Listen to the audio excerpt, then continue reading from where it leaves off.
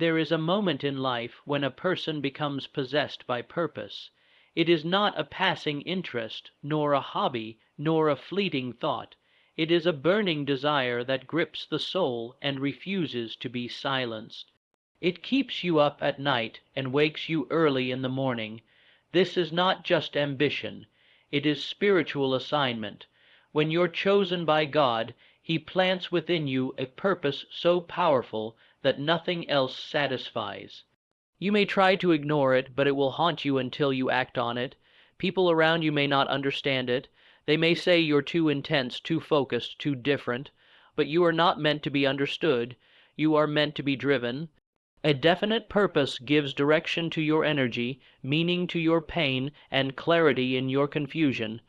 You stop chasing everything and start building one thing. God doesn't waste fire.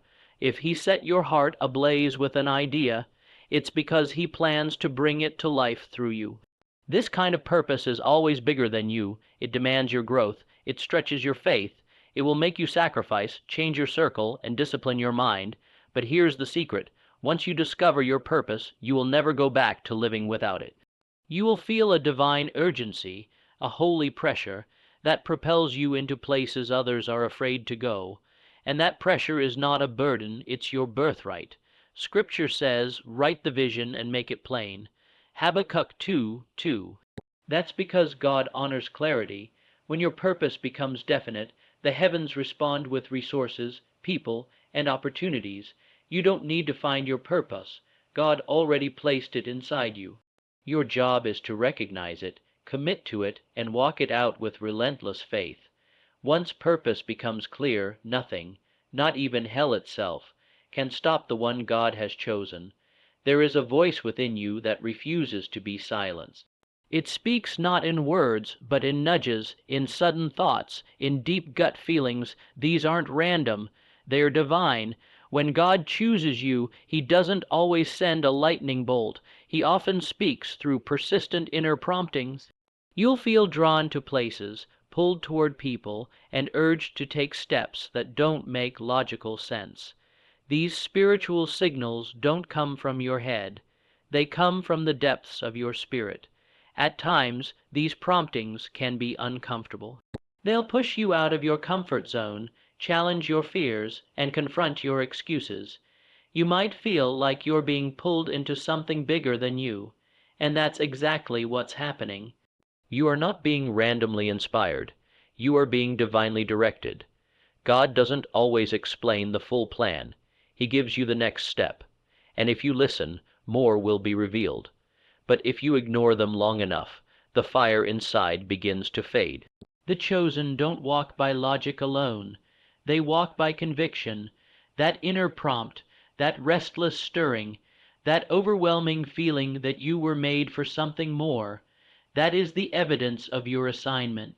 Philippians 2:13 reminds us, "For it is God who works in you to will and to act in order to fulfill His good purpose."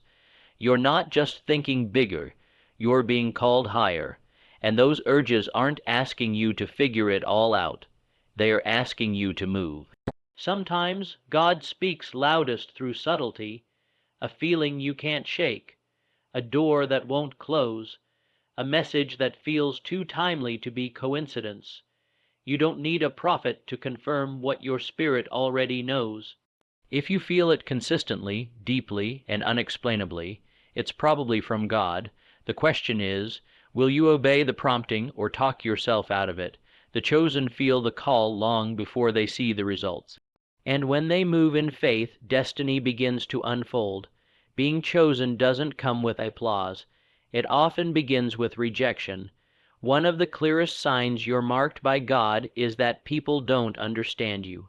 Your dreams are too big, your standards too high, your spirit too different, and because they can't define you, they distance themselves from you. But here's the truth: when you're carrying something sacred, you will be misunderstood by those who aren't called to carry it with you. Rejection isn't proof that you're off track, it's confirmation that you're walking a path few can handle. You may find yourself excluded from rooms you once belonged in, distanced from people you used to feel close to. And while it hurts, it's holy.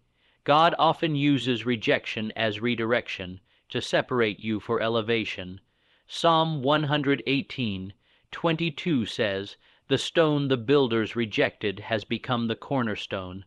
What man throws away, God builds upon." The very people who dismiss you today may witness God lift you tomorrow. You weren't overlooked. You were hidden for divine timing. Being misunderstood isn't a punishment, it's protection. You are carrying a calling that others can't see because it wasn't given to them. It was given to you. If they understood the weight of your purpose, they'd treat you differently, but that's the point. God allows the isolation so you'll lean on Him, not them. He sets you apart so your dependence is spiritual, not social. The loneliness you feel now is shaping the strength you'll need later. So the next time you're rejected, don't shrink, cries. Don't apologize for being different. Thank God for the distinction. You weren't created to be common. The chosen often walk alone before they lead others. This season of being misunderstood is not the end, it's the preparation for your unveiling. Those who misjudge you now will marvel later when God completes what He started in you. Rejection is not the evidence of your failure, it's the proof of your assignment. The chosen are not identified by how easy their path is, but by how unbreakable their spirit becomes. One of the surest signs God has marked you for something greater is your refusal to give up, even when everything around you says you should. Setbacks don't stop you, they shape you. Delays don't destroy you, they develop you. While others collapse under pressure, you rise from it. There's a resilience inside you that can't be explained, because it's not natural, it's divine. You've faced failure, betrayal, disappointment, even moments where quitting felt easier than continuing. Yet something in you refuses to let go. That something is your calling. The enemy's attacks aren't random, they're targeted. He's trying to stop what God has started. But every time you rise again, you prove that your foundation isn't built on emotion. It's built on faith. Proverbs 24:16 declares, "Though a righteous man falls 7 times, he will rise again." You may be bruised, but you're still breathing, and that means your purpose is still alive. Many people confuse failure with finality, but not you. You've come to realize that setbacks are setups. They reveal what needs to be strengthened, realigned, or released. God uses obstacles not to punish you, but to prepare you. Every delay builds your endurance. Every closed door builds your discernment, and every disappointment deepens your dependency on Him. This is not wasted pain. This is refining fire. The chosen walk through things that others run from, and they come out stronger. So if you're still moving forward after everything you've faced, take that as evidence. You are not weak. You are being forged. Every step you've taken in faith, every tear you've cried in silence, every time you said, "I'll try again," when quitting felt easier, that's the mark of the chosen. Setbacks may bend you, but they will never break you, because your destiny is not in the hands of man, it's in the hands of God. Keep going. You were built for this. There's a rare kind of strength that doesn't come from what you see, but from what you believe. One of the clearest signs you've been chosen by God is that you carry a deep, unwavering faith. Even when there's no visible reason to, you move with confidence in what hasn't yet happened. You make bold decisions based on promises only your spirit heard.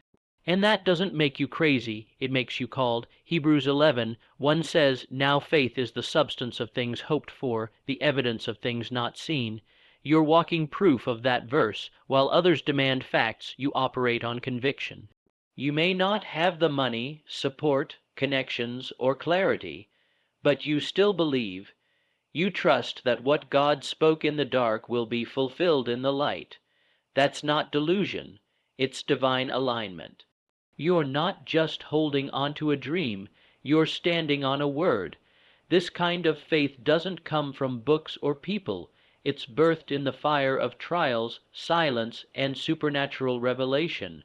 What makes this kind of faith powerful is that it's often lonely.